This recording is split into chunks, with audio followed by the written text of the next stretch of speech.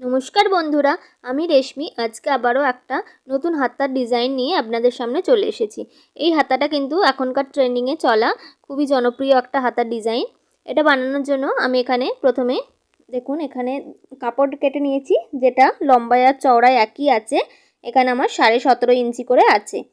এরপর এরকম আমি দুটো কাপড় নিয়েছি, দুটোই কিন্তু 17.5 ইঞ্চি করে লম্বায় আর চওড়ায় আছে। এরপর দুটো কাপড়কে একসঙ্গে রেখে তারপর 4 ভাঁজ করে নিলাম। 4 ভাঁজ করে নেওয়ার পরে এরপর এটাতে আমি পিন দিয়ে ভালো করে পিন আপ করে নেব, যাতে কাপড়টা যখন আমি দাগ দেব বা কাটিং করব কোনোভাবেই যাতে সরে না যায়। যেহেতু এটা একটা জর্জেটের কাপড়, সরে যেতে পারে কাটিং করার সময়, তাই আমি 4 পাশ থেকে আগে ভালোভাবে পিন দিয়ে পিন আপ করে নিচ্ছি। পিন আপ করে নিয়েছি। পিন আপ করে নেওয়ার পর এবার মাপটা নেব। আমি এখানে হাতার মাপটা রাখছি 9 ইঞ্চি। আপনারা আপনাদের মাপ মতো নিয়ে নেবেন।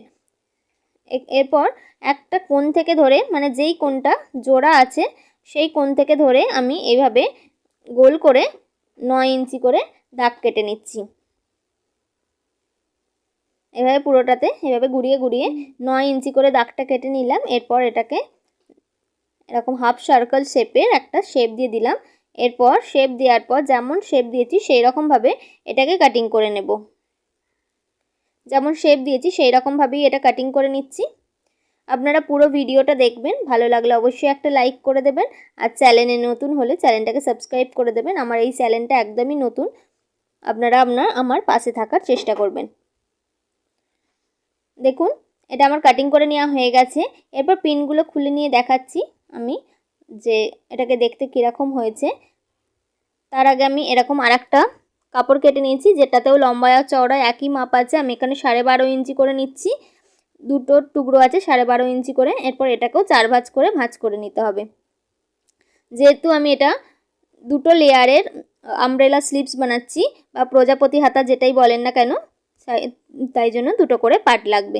এটার আমি লম্বাটা রাখছি 6 ইঞ্চি। এটাও কিন্তু যেই দিকটা জোড়া আছে সেই দিকের কোণটা থেকে আমি মাপটা নিচ্ছি। আগেরটা আমি নিয়েছিলাম 9 ইঞ্চি করে, আর এটা আমি নিচ্ছি 6 ইঞ্চি করে। একটা থাকবে ছোট পার্ট, একটা থাকবে বড় পার্ট।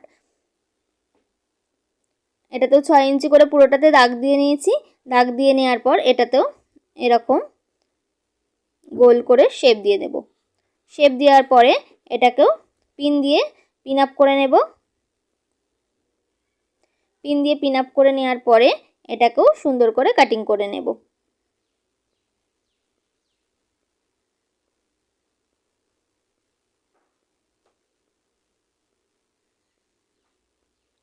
দেখুন এটাকেও আমি কাটিং করে নিয়েছি। এবার এটা থেকেও আমি পিনগুলোকে খুলে নিচ্ছি। তারপর আমি দুটো পার্টি খুলে দেখিয়ে দিচ্ছি। দেখুন এরকম একদম গোল মতো শেপ এসেছে।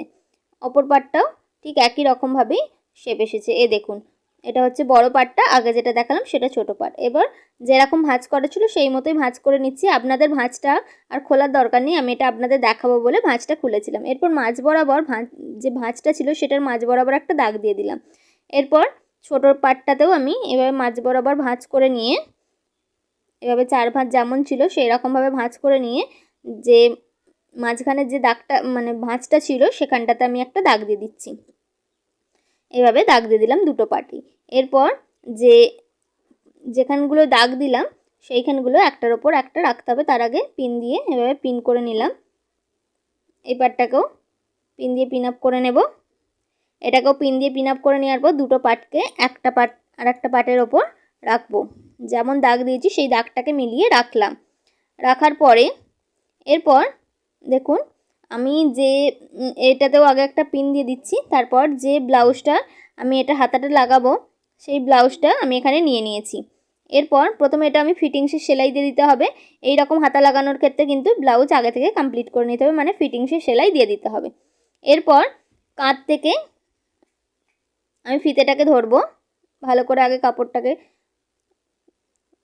সমান করে নিলাম যাতে কোনো ভাঁজ না থাকে। এরপর এইভাবে ঘুরিয়ে ঘুরিয়ে যে আম হলে যে মাপটা সেটা নিয়ে নিতে হবে। আমার এখানে 7.5 ইঞ্চি হয়েছে, যা মাপ আসবে তার থেকে আরও হাফ ইঞ্চি বেশি নিয়ে নিতে হবে। আমার এখানে 7.5 ইঞ্চি এসেছে, তাই আমি এখানে 8 ইঞ্চি নিয়ে নেব। হাফ ইঞ্চি সবসময় বেশি নিতে হবে। এবার 8-এর হাফ হয় 4 ইঞ্চি, তাই জন্য আমি 4 ইঞ্চি থেকে যে মাঝখানে যে দাগটা দিয়েছিলাম সেখান থেকে 4 ইঞ্চিতে দাগ দিলাম। এরপর 4 ইঞ্চির হাফ হয় 2 ইঞ্চি, এরপর 2 ইঞ্চিতেও একটা দাগ দিলাম। এরপর যে 2 ইঞ্চি হাফ যেটা হলো সেটাকেও উপরেও 2 ইঞ্চিতে দাগ দিতে হবে, মানে নিচের দিকেও 2 ইঞ্চিতে দাগ দিলাম, উপরের দিকেও 2 ইঞ্চিতে দাগ দিলাম। এরপর যে 2 ইঞ্চি যে দাগটা দিয়েছিলাম সেইখান থেকে ফিতেটা ধরে ধরে এবার 2 ইঞ্চি করে এভাবে দাগ দিয়ে একটা গোল মতো শেপ করে দিতে হবে। বোঝা গেছে? এরপর এটাতে ভালো করে পিন করে নিচ্ছি। পিন করে নিয়ে যে এইভাবে গোল মতো শেপটা দিলাম 2 ইঞ্চি করে, সেটাকেও এবার কেটে নিতে হবে। ভালো করে চারপাশ থেকে পিন করে দিলাম যাতে কোনোভাবেই কাপড় না সরে যায়, ওপরের কাপড় আর নিচের কাপড়। এরপর যেমন শেপ দিয়েছি সেই শেপ মতোই এটাকে আমি কেটে নিচ্ছি।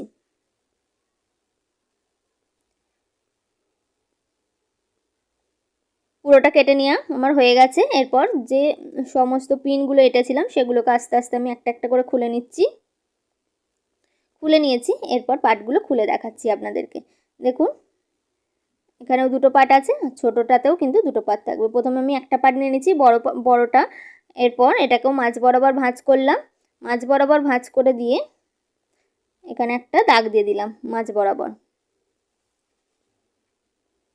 দাগ দিলাম।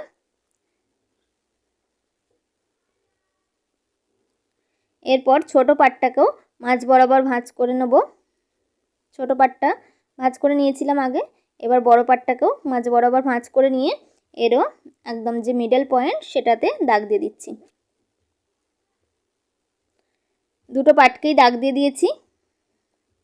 এরপর বড় পার্টের ওপর ছোট পার্টটাকে রাখতে হবে। যে দাগ দিয়েছি সেই দাগগুলোকে মিলিয়ে কিন্তু রাখতে হবে।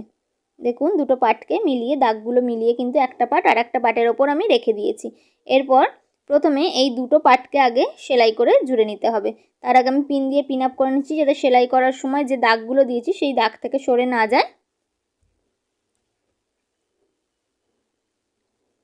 এভাবে চারপাশ থেকে আমি পিন দিয়ে পিন আপ করে নিচ্ছি।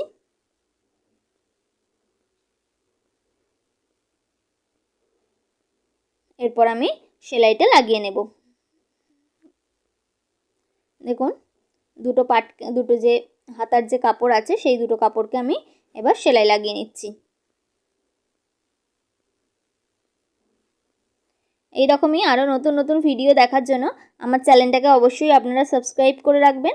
আর যদি এই ভিডিওটা ভালো লাগে তাহলে অবশ্যই একটা লাইক করে দিয়ে পাশে থাকার চেষ্টা করবেন। পুরোটাতে সেলাই করে নেওয়া হয়ে গেছে। এরপর আমি যে ব্লাউজের সঙ্গে এই যে হাতার কাপড়টাকে জুড়ে নেব। দেখুন এই যে দাগটা দিয়েছিলাম সেই দাগটা যেদিকে কম কাপড় থাকবে সেটা থাকবে নিচের দিকে, আর যেটা বেশি কাপড় থাকবে সেটা থাকবে কাঁধের দিকে। এরপর আমি এই যে দাগটা দিয়েছিলাম সেই দাগটাকে মিলিয়ে এখানে পিন লাগিয়ে এরপর সেলাই করে নেব। হাতাটা আমি যে ব্লাউজের কাপড়টা তার সঙ্গে সেলাইটা করে নেব। যেমন শেপ আছে সেই রকমভাবেই সেলাই করে নিতে হবে। প্রথমে আমি যে দাগগুলো দিয়েছিলাম ফিটিংসের জায়গায় আর কাঁধের জায়গায় আমি পিন দিয়ে পিন আপ করে দিলাম। এরপর সেলাই করে নেব।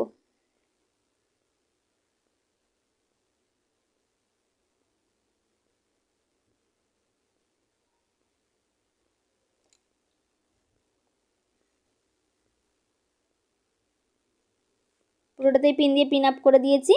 এরপর যেরকমভাবে পিন দিয়ে পিন আপ করেছি গোল করে সেই রকমভাবেই কিন্তু আগে সেলাইটা করে নেব। আপনারা কিন্তু ব্লাউজের ফিটিংসের সেলাইটা কিন্তু আগেই দিয়ে দেবেন, তাহলে কিন্তু যখন এই হাতাটা লাগানো ফিনিশ হবে তাহলে কিন্তু এর ফিনিশিংটা ভালো আসবে।